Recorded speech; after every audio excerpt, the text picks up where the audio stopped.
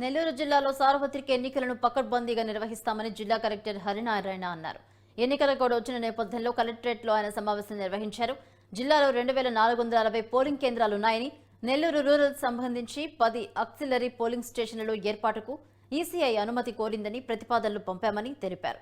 53 MCC బృందాలు, 78 flying squad, అలాగే 81 SSG బృందాలు, 20 విఎస్జీ బృందాలు విధులను ప్రారంభించాయని తెలిపారు. సభలకు, ర్యాలీలకు పర్మిషన్ తప్పక తీసుకోవాలని సూచించారు. Date of issue of gazette notification వచ్చేసి 18 April 2024. Last day for making nominations 25 April 2024. Scrutiny of nominations 26 April 2024. Withdrawal of candidates 29 April 2024. Polling 13 May 2024.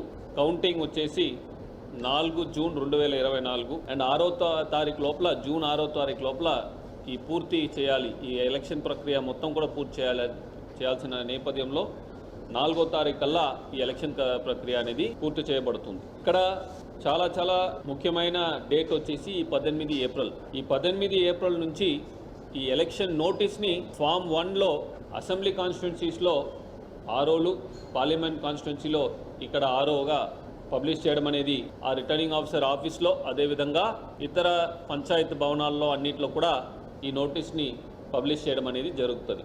Election commission రాతపూర్వకంగా గైడ్లైన్స్ చాలా స్పష్టంగా ఉన్నాయి.